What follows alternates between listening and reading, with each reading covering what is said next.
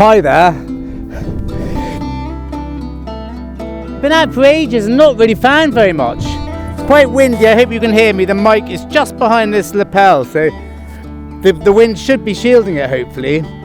And my God, you've got to keep your wits about you with this. Now, I've just dug something which sounded so wispy and foily. I thought, well, probably a cut half at very best. But it didn't feel very irony. It's not a cut half at all. Now, where is it? I haven't completely unmuddied it yet, but I know from the shape of it what it is. It's a Roman brooch. Hannah, how can that sound like a sort of foily small piece of silver? I don't know. Perhaps it was just on edge like that. Well, let's take the mud off it anyway. There we go. I don't know how full it is. I don't think it's got its pin. Oh yes, it does have its pin. My God, does it have its pin? I've got to be a bit careful now. There we go. I was secretly hoping I might find a brooch here, because I have found a couple in this area before, even though it is quite quiet. Good to see it. Now, even the catch has got a bit of decoration and a bit of holes to it. Now, got to be a bit careful here, because that may not be the most ornate Roman brooch you'll ever find, but it's certainly one of the most complete. I mean, I can almost do it up again, use it as a safety pin. I mean, wowee, well, that's worth coming out for if I find nothing else. It's a lovely day, it really is. Just not much happening until that. Let's go back to headquarters and have a closer look at that, because that's worth it. Let's go. Hi there and welcome to headquarters. Firstly, to have a quick look at this brooch. Now, I mean, I'm really lucky. As you know, I find lots of brooches. I've got a couple even just to hand. That one's rather beautiful and quite unusual, I think, in its design. No pin, but it's got its catch and no spring either. This one, funnily enough, I found fairly recently too. I absolutely love it. It's a head stud type, and it does have its pin and its catch, but I can count on about 3 or 4 fingers how many brooches I have found with both pin and catch. And even though the head stud's really wonky, it needs to go absolutely right round, but I'm not going to try and do that myself. I quite like things being a bit wonky with aid. But this one is absolutely beautiful, because when you find them like this, you can really understand exactly how they work. Now, I don't know if I said it on the field or not, I can't remember, but it is, I think it is a Colchester type, which means it's sort of 1st, 2nd century, more likely middle of the 1st century. So quite an early type. You can see exactly how it would have worked. The spring is still there, the pin is still there. You can see how the pin is formed from the actual spring itself. It's got its catch. Even the pin itself is still quite sort of pointy. It's got its decorated catch with a couple of holes in it, and it's just a beautiful thing. Now, in the last video we looked at IDing coins with books. The main book, in fact the only live book I use for Roman brooches, is Artefacts. Now, Artefacts has 4 volumes of these. This is one of them, but I don't have time to refer to it today. But this is the visual catalogue of all the brooches in all 4 volumes. So it's really easy to get to where you need to be. We've got head stud brooches, dolphin brooches, and here a little bit earlier on is the Colchester type, which I think this is now. I'm just going to keep that there. That one's very similar. This one is extremely similar. It's got everything about it, including the 2 little holes on the catch. But this one, it's got a better idea of how the actual Tasky. Hi there, come on, up. You all notice when Tasky isn't in evidence. It's such a lovely day. He's running around the garden. But just for those who like seeing Task, here he is. Go on then. This one you can see gives a much better idea of how the spring and it works, incorporating into the pin itself. And once we know that, we can come down and refer to which one of the 4 books it's actually in. In this case, it's in Iron Age and Roman brooches, which is the one I've got there. Here we go, that one there. So later on, I will have a look at that, but I think I'm fairly confident saying it's a Colchester type, even though the T-shaped brooches are very, very similar, but they tend to be slightly more T. So so that's that brooch. I just love finding these. I mean, it's one of my, if not my favorite things to find brooches. And as I said, I'm lucky to have found a lot. One day, if you like, I'll show you them all. But meanwhile, thank you very much for listening, and let's go back to the fields. That is just so odd. I was just thinking of thimbles. Now, I'm hoping this is one of these ones which isn't broken, but has the end off on purpose. So it's just a sort of, it's a sort of topless thimble, as it were. And I think that might be, I'm not 100% sure, I've not found many, but I think that's quite an early one. Well, definitely early-ish. And I think that is, I think that's just it's a thimble with no top. I don't think the top's fallen off. I'll have to clean that up and get inside it. Somehow I'll find something to poke it with, but I'm pleased with that. As you all know, I'm not crazy about thimbles, but I don't mind early ones. I'm afraid for various reasons we're not going to have the speaker on today. You're just going to have to trust my word for it, and I might dub some sounds, and I've got so many. After 150 videos, I've got enough beeps to be able to put some in to make it more authentic, but I like that a lot. It's deep, pointy, small. I mean, that's just a really cracking sound. It's not iron. It's not on the surface. It's not a ring pull. I've said a million times from this field. A lot of ring pulls, a lot of modern coinage. All sorts of things happen on it. Well, I sort of, I don't think I've lost the sound, but it's sounding very drawn and irony now. It's just there.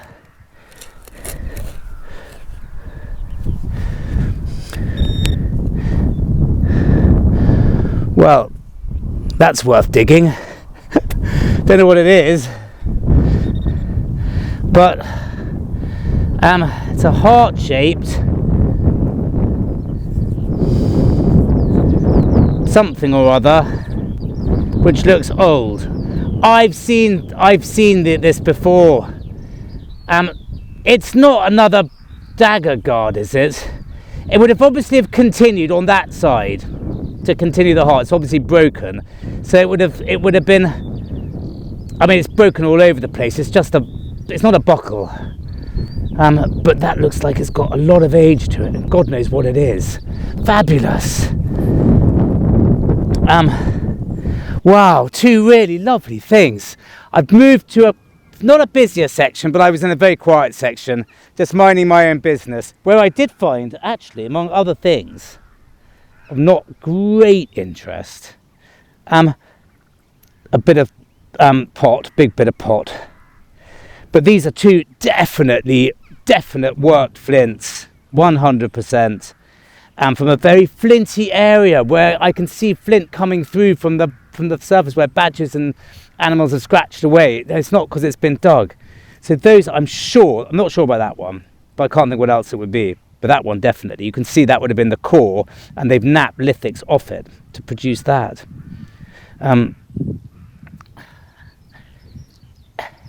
Anyway, well look, let's go back to headquarters again, and I'll tell you what this is, because I will have found out by then. Let's go. Well, the jury is very much still out on this. Now, I've got a feeling it's really quite early. It just feels quite early. And in a lot of cases with your metal detecting finds, you've got to have it in the hand to really get a proper idea. Now, I put it on the detectinghub.co.uk, information below. and a few people had some very good ideas, including was it a post-medieval belt mount? Well, again, it's that sort of shape, but it's only, again, once you're holding it. I had to say, well, there's no evidence of any sort of pin coming out, and I just think it's too thick and weighty and chunky to have been that. I just haven't found a similar one.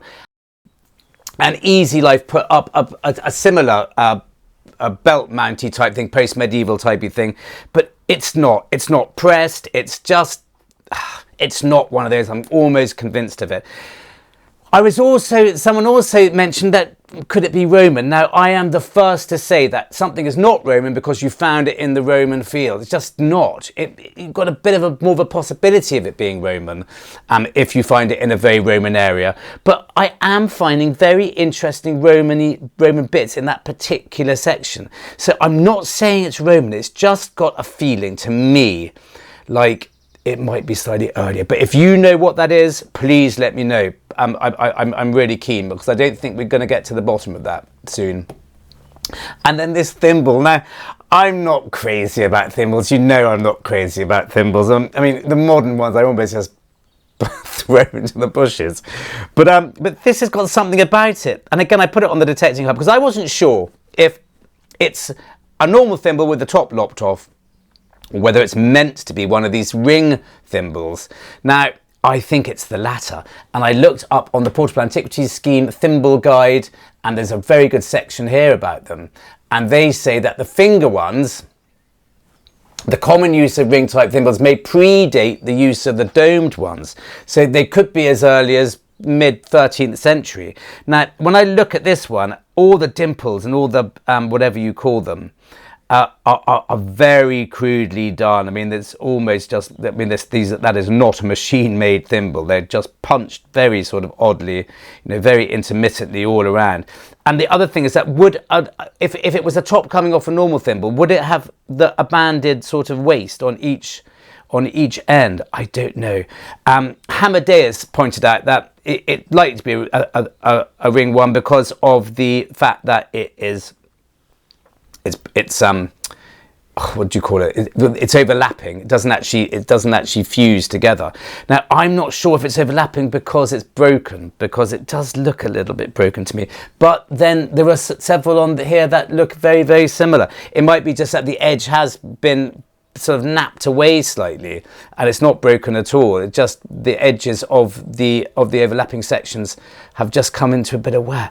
But that's just, you know, as I said, don't mind finding thimbles like that, especially if they're 14th century, which that could possibly be.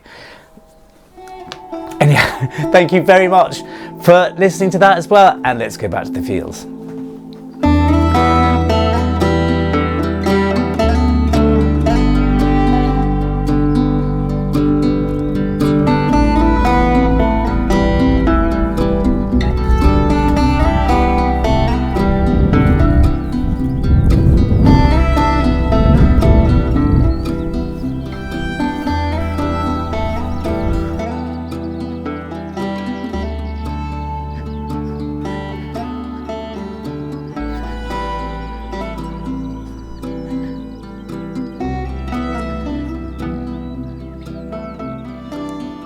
Going to be a modern coin.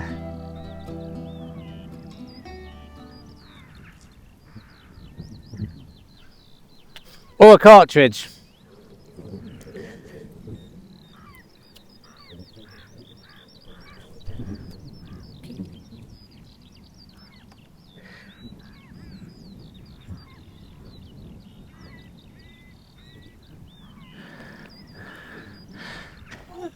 No, it's neither. Because I've got to be a bit careful here. On another day I might have left that. Now, that looks lovely. It's a buckle of sorts, I think. I don't know if it's got its pin in it yet, still.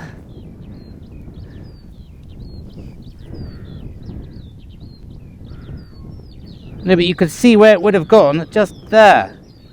The weather's turning a bit, the wind's picking up. I've never found one like this before. I've never found that design before. I think it's wonderful. God, how cool. Most wonderful buckle.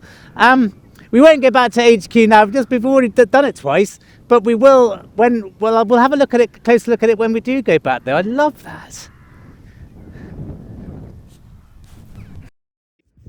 Well, that's quite nice. I thought it may be Saxon, because the design of these hooks doesn't change an awful lot, but it's pressed copper by the look of it. It's got that section there as well. It's in the shape of a heart. It's all a bit decorative, and therefore I think that's Victorian. I don't think it's much earlier than that, but they could be. They're the same shape, that sort of triangular shape, and when it had all the mud on it, got a bit excited about that. Oh well, it's very nice all the same. Well, I'm recording this now because I don't know what it is, but it's giving a really nice sound when from all the way down there, which is the size of that and another 2 or 3 inches, it was a buzzer. That's all it was just a very gentle buzz. So I thought it's probably just going to be lead, but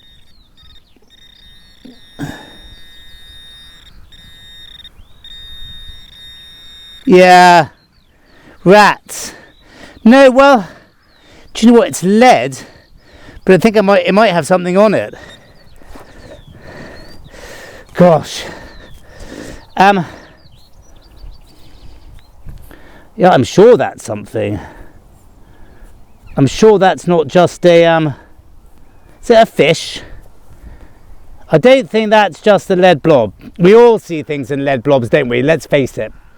I'm sure I found a Celtic dragon in my first 2 weeks of detecting, and not long after that I'm sure I found an exact replica about that size of Michelangelo's Pieta. That always makes me laugh, sorry. Now I don't know what that is, but I've got a feeling that it's just a lead blob, but it does look like it might be something. What do you think? Plenty of things which are lead do turn out to be semi-nice. Bindle walls, pilgrim's ampulas look like lead blobs quite often until you clean them up.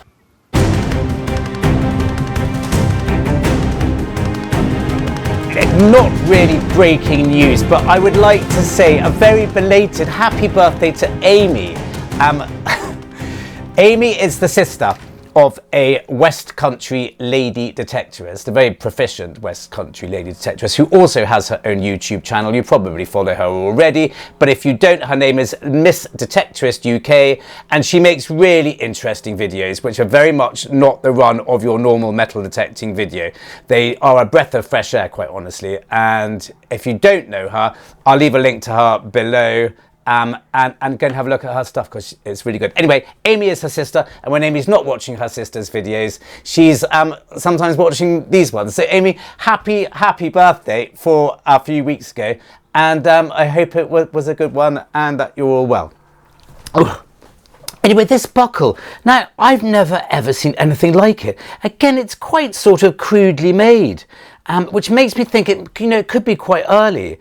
It's really unusual. I put it on the detectinghub.co.uk, information below again, and Kath got back to me on it, who is brilliant on her medieval bits and pieces, and she says, here we go.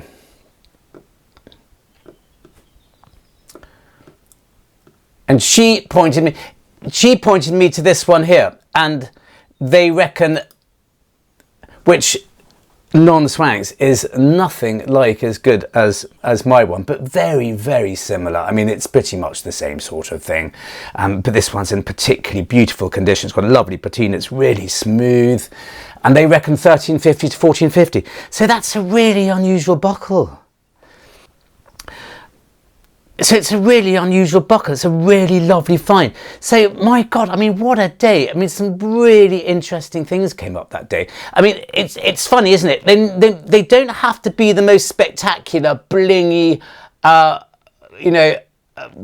valuable treasures, do they? Something like this little copper buckle, unusual copper buckle. I mean, that makes my year to find something like that. I've never found one before. I absolutely love it. Anyhow, that's it from headquarters today, even though there is one more really cool find, which you will see now if you come back to the video with me. Well, this has really seriously cheered me up. Not that I needed it. And I think it's going to be our last haul, even though I usually try and do a live one for you, almost always. But the day's got the better of me now. But look at this. It's a little Roman coin. Well, now, I don't know who it is, but I've got a feeling it's got a chance of cleaning up, this coin. It's also got a hole in it. People say the Saxons did that for various reasons, especially if it's upside down, or the Romans pointing, the head of the emperor or whatever is or facing down. I'm not sure how true that is. Fun enough, the reverse of this is better, I think, than the obverse, which is the side we say to actually say the main side. And it's that one of the emperor spearing the fallen captive or the fallen horseman, I think. That'll clean up a bit, I think, that coin. I don't know why it's got a hole in it, and even if it did, it's facing the wrong way. But what a lovely little coin. Thank you very much for watching from windy southeast England, and see you next time.